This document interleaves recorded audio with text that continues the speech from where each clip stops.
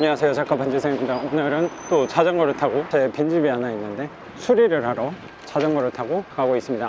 원래 차를 타고 가려고 하다가 차를 타면 40분이고 자전거를 타면 50분 걸려서 영상도 찍을 겸 오늘도 이렇게 자전거를 타고 집 수리를 하러 가고 있습니다. 지금 가는 집은 세입자가 2달 전쯤에 나갔는데 새로운 세입자가 계약이 돼서 간 김에 전등이랑 사실 뭐 전등밖에 없죠. 전등을 수리하러 자전거를 타고 가고 있습니다. 자전거 타는 걸 되게 좋아한다고 생각하시는 분들이 있는데 자전거를 그렇게 즐기는 편은 아닌데 그냥 저는 항상 시너지를 중요하게 생각하는 사람이니까 가는 김에 영상도 찍고 운동도 하면 좋지 않을까. 이럴 때 자전거 타지 또 한여름이나 한겨울에는 자전거를 탈 수가 없잖아요. 제가 하루가 궁금하실지는 모르겠는데 별로 궁금하진 않으시겠지만 그래도 할 말이 없으니까 월요일은 최대한 아무것도 안 하려고 노력하거든요. 주말 동안 저 수업을 하고 있으니까 제 나름대로는 바쁘게 움직였으니까 또 오전에는 요가 운동을 갔다가 또 오전에는 정적인 일을 하는 것 같아요. 책도 보고 앉아서 생각도 좀 하고 제 삶이 어떤 분들은 살자 좋은 편이다 라고 바라보고 또 어느 점에서는 저같이 살아가는 거를 목표를 두고 퇴사나 아니면 자기가 하고 싶은 일을 하기 위해서 월세를 만드시는 분들도 계실 거라고 생각하는데 저도 물론 지금 삶을 생각하면 만족스러운 부분이 많이 있는 것 같아요. 어느 정도는 꽤 만족을 하면서 살아가고 있는 것 같고 그런데 아침에 앉아 있는데 조금 불안하다는 생각이 드는 거예요. 그 불안하다는 마음은 왜 드는 걸까? 나는 어느 정도 만족하고 있는데 왜 불안하다는 마음이 왜 드는 걸까라고 생각해 봤는데 지금 경매 수업을 진행한 지 만 7년, 8년 차 정도 되고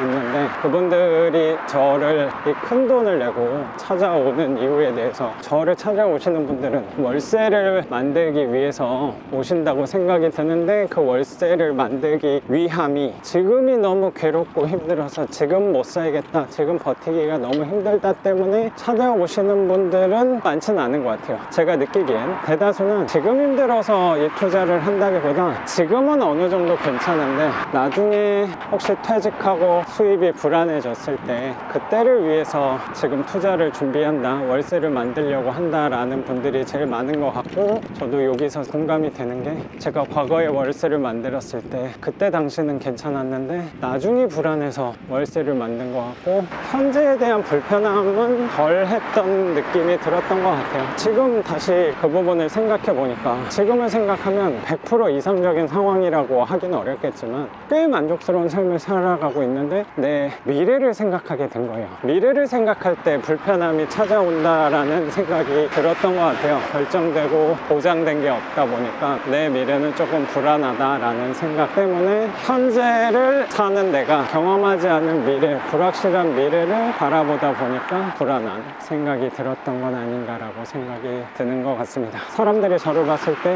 야, 너는 집 그렇게 많이 해놨고 월세도 어느 정도 받으니까 좀 낫지 않냐? 물론 불안함의 크기에 있어서는 차이는 좀 있겠지만 현재를 더 나은 삶으로 만들고 싶다, 이 정도는 계속 유지하고 싶다라는 또 나름의 욕심이 있다 보니까 이걸 유지할 수 있을까에 대한 두려움이 항상 오는 것 같아요. 불확실한 부분에 대해서, 결정되지 않은 부분에 대해서 생각을 하니까 불안해지는 것 같았고 그럼 반대로 한번 과거에 대해서 한번 생각을 해봤어요. 머리가 별로 안 좋아서 그런지 자세히 기억이 안 난다라는 생각도 들면서 과거에 힘들었던 부분조차 미화시킨다는 생각이 들었던 것 같고 그 미화시키는 부분 덕분에 제 과거는 편안하다, 아름답다, 즐거웠다 라는 관점으로 생각을 하고 바라보게 된다는 생각을 한 것 같아요. 저는 심지어 10년 전에 월급이 안 나왔을 때 제 집이 역류가 돼서 물이 찰랑찰랑해서 물이 넘치고 있는 상황까지도, 그리고 곰팡이와 습기, 세입자의 민원, 명도하면서 받았던 스트레스, 이런 부분들까지 그래도 그 정도면 좋았어, 아름다웠어 라고 생각을 하게 되는 것 같아요. 그러면서 왜 과거에 대해서는 좋게 평가하는지, 아름답게 바라보는지, 미화시켜서 바라보는지 생각을 해보니까 과거 같은 경우는 제가 바꿀 수 없다고 생각을 하기 때문에 그런 것 같아요. 바꿀 수 없는 부분에 대해서 생각을 하다 보니까 바꿀 수가 없잖아요. 그러면 나는 그 부분에 대해서 이제 바꾸려는 시도 자체를 안 하는 것 같고, 거기에 에너지를 쓰는 행위를 그만두면서 벌어지는 현상이 받아들이게 되는 것 같아요. 그래서 제 과거에 대해서는 이제 불평과 부정, 후회 이런 것보다는 그때 나로서는 최선이었어, 돌아보니까 그게 아름다운 경험이었어 라고 결론을 짓는 것 같아요. 바꿀 수 없는 부분에 대해서 생각을 하니까 저는 마음이 편해지는 받아들임을 경험을 하게 된 것 같아요. 저는 여기서 힌트를 얻어서 생각을 한 게 어떤 부분이냐면, 미래에 대해서 다시 그 부분을 응용을 해봤어요. 미래는 결정되지 않고 바꿀 수 있는 부분이다 보니까 그 바꿀 수 있는 열려 있음이 저를 불안하게 만들었다고 생각이 들어서, 그럼 내 미래를 바라볼 때 이제부터는 100% 그 부분이 결정돼 있다라고 생각을 하기보다 내 미래도 어느 정도는 결정돼 있는 거 아닌가 라고 생각을 하니까 마음이 편해질 수 있었던 것 같아요. 내 미래가 어느 정도 결정돼 있다. 예를 들어서 내가 낙찰받을 저 부동산, 오늘 폐차한 부동산, 어차피 저건 내 집이 아니었어 라고 생각을 해버리면 거기에 대한 아쉬움이 작아지는 것 같고, 지금 가고 있는 곧 세입자가 들어오긴 하지만 현재는 비어 있으니까 집을 바라볼 때 조금 불편할 수 있는데, 어떤 수단과 방법을 가리지 않더라도 저 집은 오늘은 비어 있다, 그 미래는 이미 결정돼 있다 라고 생각을 해버린다면 제 마음은 조금 놓이는 것 같아요. 결정돼 있는 거다라고 생각을 해버린다면 제 삶을 조금 더 마음 편하게 살아갈 수 있지 않을까 생각이 드는 것 같습니다. 그러면 오늘 영상은 여기서 마치는 걸로 하고, 저는 또 내일 영상으로 찾아뵙도록 하겠습니다. 작가 반지성이었습니다. 감사합니다.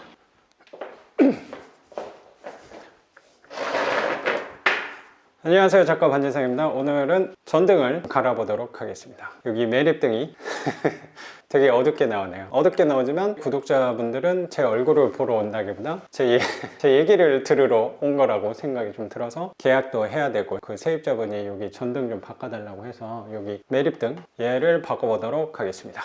매립등은 사실 저도 잘 모르는데, 예전에 이 매립등이라는 것 자체를 몰랐거든요.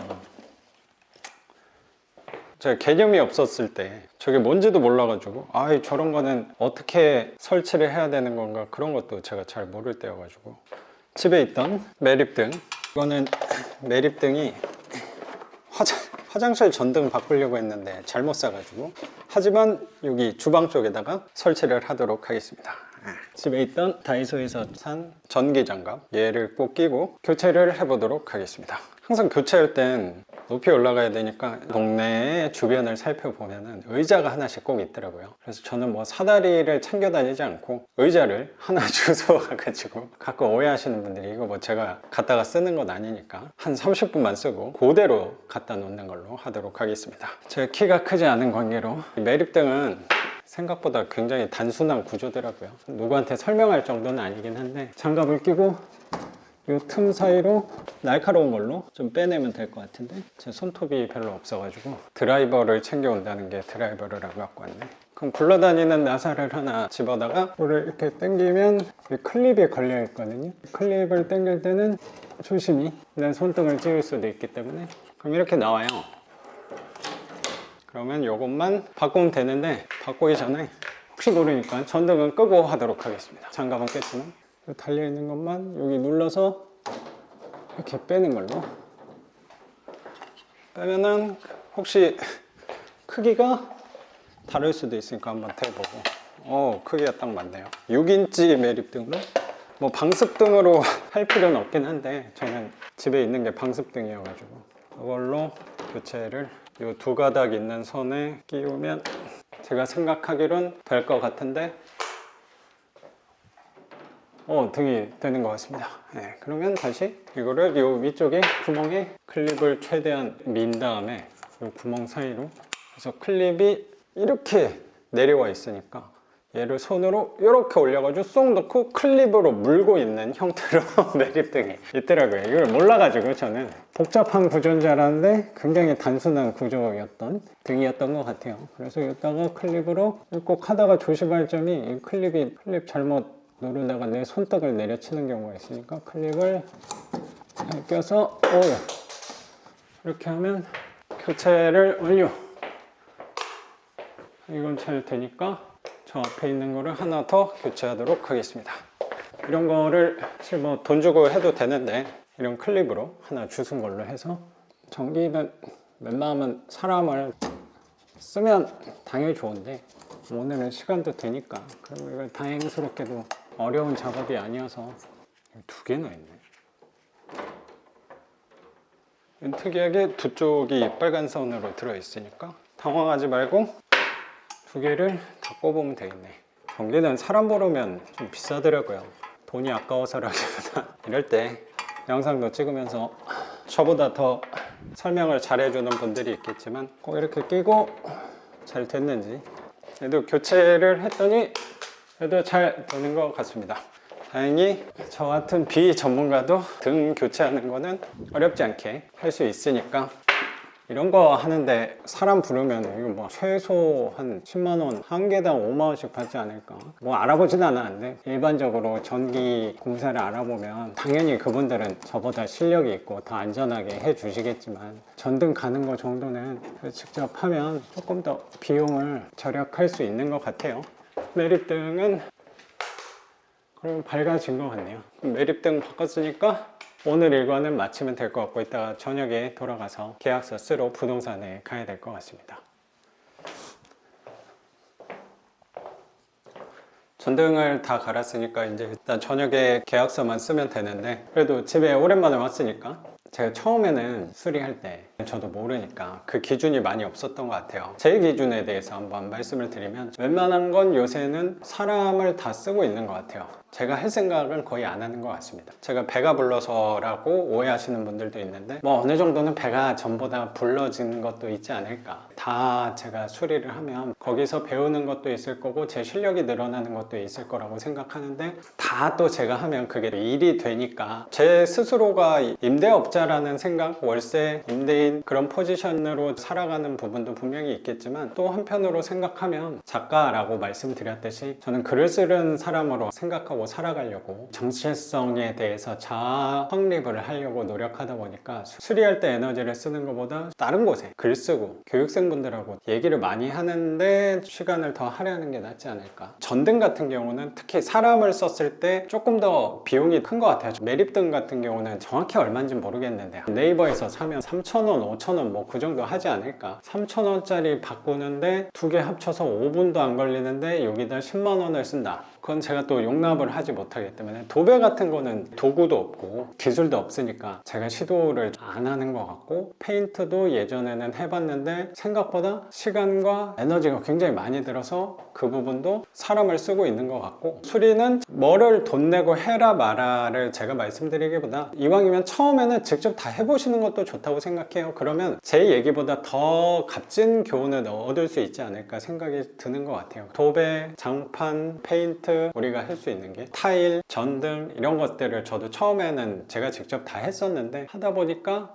내가 해보니까 요거는 사람을 써서 돈을 내고 해도 되겠구나 라는 선이 하나둘씩 잡혔던 것 같아요. 수리비에 있어서는 되게 비싸네 라고 생각할지 몰라도 저는 해보니까 생각보다 돈을 들일만 하구나 라고 생각이 든 게 대부분 그래서 놓게 된 것 같아요. 문짝 교환이나 손잡이나 콘센트 이런 것들도 저는 웬만하면 손을 안 대는 것 같고, 온 김에 이 전등만 하려고 금방 시간을 들여서 한 10만원 돈을 절약할 수 있는 거 아닌가 라고 생각이 들어서 전등은 제가 좀 직접 하려고 하는 것 같습니다. 그리고 온 김에 이 집에 대해서 말씀을 좀 드리면, 우리 임대업 하시는 분들이 월세 밀리는 것 때문에 고민을 많이 하실 수도 있다고 생각이 들어서, 저 같은 경우도 이 집에서 애를 굉장히 많이 먹었던 것 같아요. 우리 입장에선 보증금을 낮추고 월세를 높이는 거를 저 같은 경우는 굉장히 선호하는 편의 세입자로 생각을 하는데, 그런 세입자가 우리 투자 목적이랑 굉장히 저는 잘 맞다고 생각해서 임대업을 12년 동안 하고 있으니까 어느 정도 세입자에 대해서 경험이 상대적으로 있다고 생각할 수 있잖아요. 항상 실수는 그럴 때 하는 거라고 저도 생각하는데, 그 부분에 대해서 간과했던 부분이 이번에 있었던 것 같아요. 그 세입자를 만났는데 그 세입자가 우리 입장에서는 보증금을 낮췄을 때는 굉장히 부담스럽죠. 근데 월세를 상대적으로 높게 받으니까 좋은 점이 분명히 있다고 생각해서, 그 보증금이 작아도 크게 문제가 이해가 안 되는구나를 느꼈기 때문에 최근까지도 계속 낙찰을 받으면서 온다고 생각하고 집도 늘려간다고 생각이 되는데, 이번에도 보증금 500에 월세를 굉장히 크게 한 세입자를 작년에 받았어요. 세입자의 인상, 외모, 어떤 일을 하는지에 대해서도 우리 집주인 입장에서는 걱정이 또 되잖아요. 그분 같은 경우에서는 요 근처에서 김치찌개집을 엄청 크게 운영을 하시는 거예요. 계약을 할 때도 직거래로 했는데 그 사업장에 가서 했거든요. 사업장도 엄청 규모가 있는 사업장이었고, 보증금이 자꾸 월세가 높은데 아파트보다 어쩌면 더 비싼 금액으로 들어오는 게 사람들이 봤을 때는 좀 이해 안 되는 부분도 있잖아요.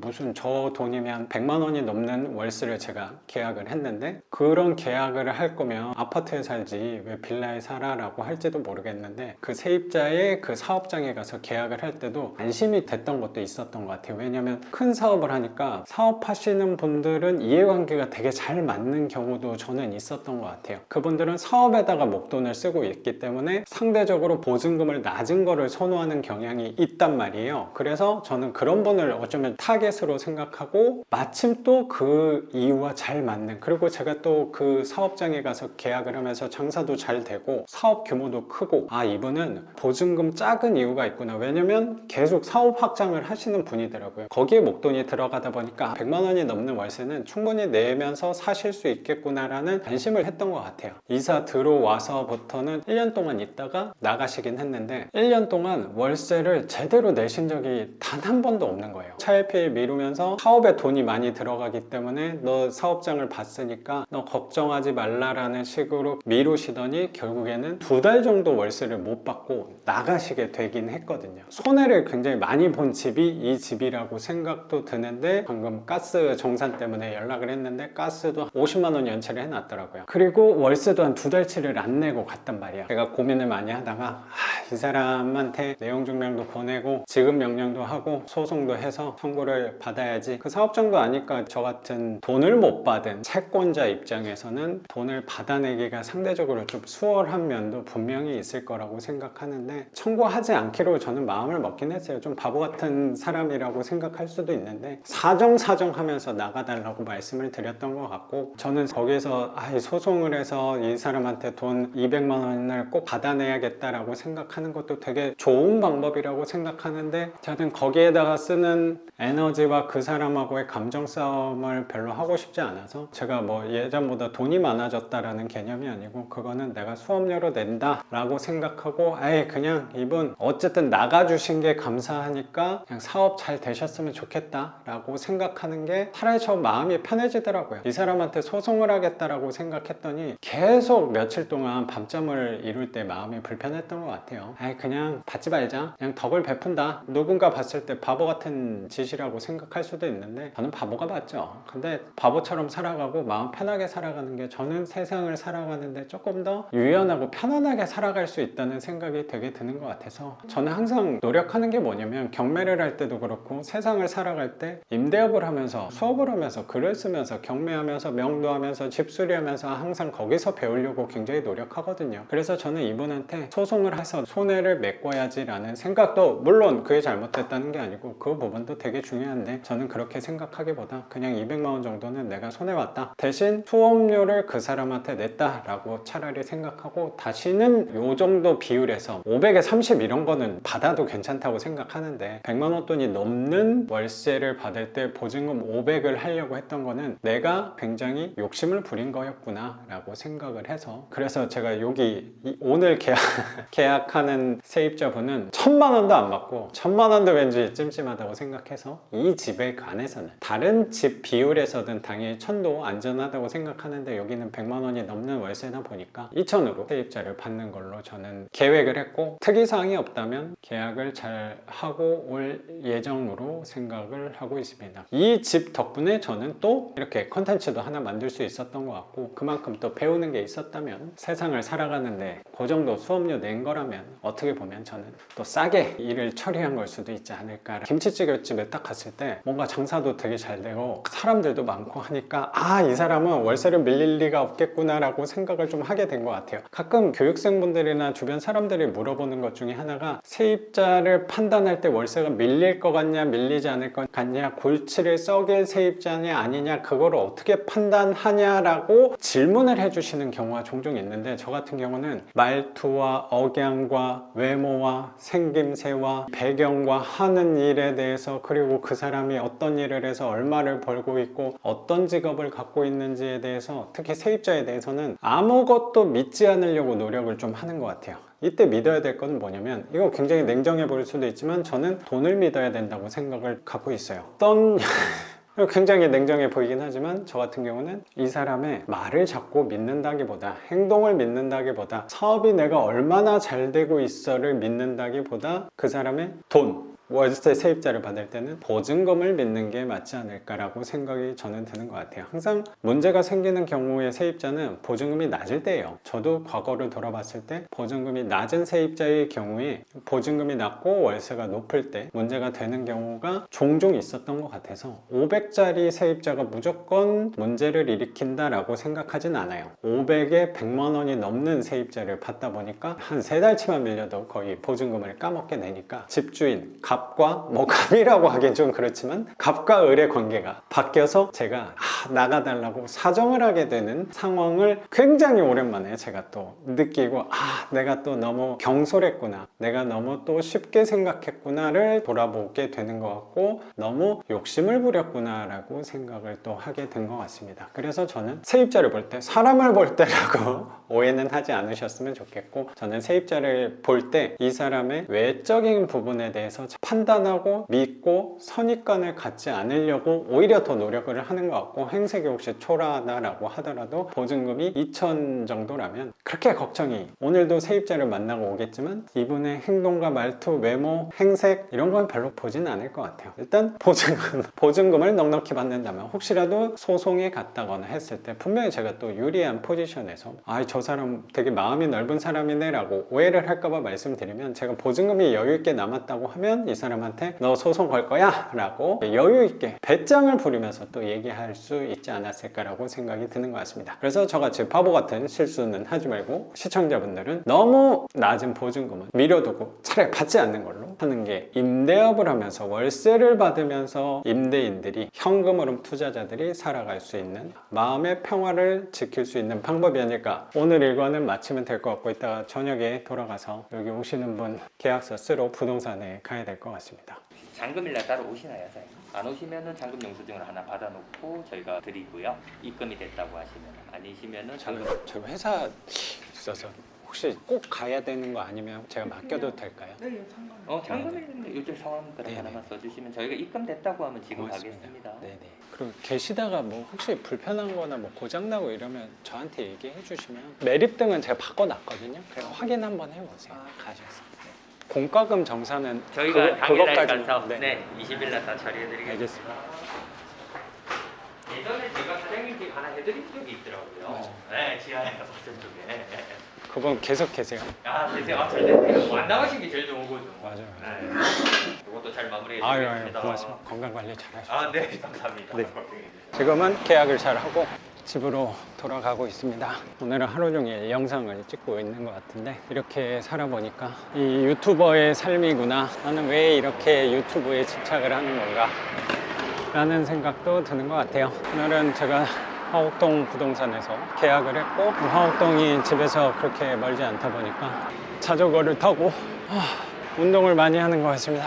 저 부동산에서 한 4년, 5년 전에 계약을 했었는데, 다른 집을 여기서 또 힘드네. 또 알아봐 주셨네요, 저를. 제가 오늘 계약한 집은 강서구 방화동에 있는 집인데, 집 내놓을 때 부동산에만 내놓지 않고 직거래도 내놓고, 부동산은 잘 내놓지 않는 편인 것 같아요. 지난 영상에 말씀드렸던 것처럼 보증금은 2천 이상으로 했고, 세입자분이 나중에 돈이 생기면 5천만 원으로 올린다고 하셔서, 저 같은 경우에 좋은 부분이 있으니까 월세는 줄지만 이번에 톡톡히 대가를 치른 만큼 월세를 밀렸을 때는 저한테 유리한 면도 있으니까 유연하게 맞춰준다라는 생각으로 계약을 하고 왔고, 또 꼭 근처 부동산만 집을 내놓지 말고 오히려 좋은 금액으로 계약을 하는 경우가, 먼 부동산에서 좋은 금액으로 계약을 하는 경우가 많이 생기더라고요. 그래서 한 군데만 내놓지 말고 여러 군데, 멀리 근처 부동산만 말고 먼 부동산도 내놓으면 세입자 맞추는데 도움은 분명히 될 수 있을 거라고 생각이 들어요. 계약을 할 때 중요한 면이 저는 뭐냐고 생각하냐면, 이 세입자분이 2달 정도 있다가 이사를 오신다고 하셔서 2달 정도는 거의 안 받는 게 낫다라는 생각도 들기도 하거든요. 왜냐면 바로 들어오시는 세입자분들도 종종 계시는데 그런 세입자를 놓칠 수도 있고, 2달 동안 기다렸는데 갑자기 계약금을 포기하고 이사를 취소하시는 경우도 종종 생기더라고요. 그래서 최대한 한 달 내로 들어오는 세입자를 받으려고 노력은 하는데, 이게 세입자를 받는 게 마음처럼 쉽지는 않잖아요. 내 생각대로 되지 않는 경우도 당연히 있을 수 있으니까, 괜히 내가 욕심부렸다가 2달 내로 들어오시는 거에 대해서 거절을 하면 더 공실이 길어질 수도 있으니, 이럴 때 저는 어떻게 하냐면 시행착오를 한 결과, 일반적으로는 계약할 때 10% 보증금을 받는 경우가 200만 원을 받는 경우가 제일 많을 거예요. 그리고 이사하시는 날 잔금 1,800만 원을 받는 경우가 제일 많을 건데, 2달 후에 만약에 계약을 파기하셔서 안 들어오신다고 해도 저는 뭐 손해 볼 건 없는데, 그때 또 2달 뒤면 한겨울이어서 그때 세입자를 또 구하기 힘들 수 있잖아요. 계약 파기에 대한 리스크 해칭을 하기 위해서 좀 나중에 들어온다는 세입자한테는 무조건 안 된다라고 하기보다는 옵션을 항상 줘서 2달 뒤에 오는 거는 좋다. 근데 만약에 그때 파기하면 나도 곤란할 수 있지 않냐. 그러면 대신 보증금 2천만 원 중에 계약금을 10% 200만 원 하지 말고 500으로 하는 건 어떠냐 제안을 하는 것 같아요. 그래서 선택권을 그 사람한테 넘기려고 노력을 하는 것 같아요. 500만 원을 그 사람이 혹시라도 거절을 한다 그러면, 아, 이거는 내가 세입자를 놓쳐서 아쉬울 수도 있는데 2달 동안 또 공실 생기는 거를 혹시라도 빨리 들어오고 싶어하는 세입자를 구할 수도 있잖아요. 500만 원을 받는다면 2달을 기다리면서 계약 파기에 대한 두려움에 대한 리스크를 줄일 수 있을 거라고 생각하고, 그분이 거절해서 계약을 하지 않는다면, 아, 이거는 그분이 거절한 거기 때문에 어차피 나랑 계약할 사람이 아니었구나 라고 생각해 버리면 내 선택에 대해서 후회할 여지가 줄어드는 것 같아요. 이렇게 선택을 하는 이유가, 저는 항상 후회를 많이 하는 사람이고 욕심을 많이 부리는 사람이니까, 선택권에 대해서 내가 선택을 하는 게 아니고 상대방한테 선택권을 주려고 하는 굉장히 소극적인 방법을 취하는데, 이렇게 하면 제가 과거에 선택했던 일에 대해서 후회할 가능성이 조금은 줄어드는 것 같아요. 현명한 방법에 선택을 한다기보다 조금은 후회를 덜 할 수 있는 선택을 하는 방법 중에 하나가 아닐까 싶어요. 저는 항상 선택에 대해서, 이거는 제가 투자하면서 느꼈던 부분인 것 같아요. 저는 항상 선택에 대해서 후회를 많이 하는 사람이다 보니까 그 선택을 내가 아니고 상대방, 그리고 하늘이 정해준 거다라고 생각을 하게 되면 내 선택에 대해서 조금은 덜 후회하면서 살아갈 수 있지 않을까 생각이 드는 것 같습니다. 오늘은 하루 종일 영상을 찍으면서 정말로 유튜버처럼 살지 않았을까. 오후부터 나와서 영상을 찍고 편집을 하고, 그리고 저녁에는 계약서를 쓰고, 돌아오면서는 유튜브 영상까지 이렇게 찍을 수 있는 유튜버의 삶을 살 수 있어서 굉장히 감사한 하루가 아니었나 라고 생각을 하면서, 오늘 영상은 여기서 마치는 걸로 하고 저는 또 내일 영상으로 찾아뵙도록 하겠습니다. 작가 반지상이었습니다. 감사합니다.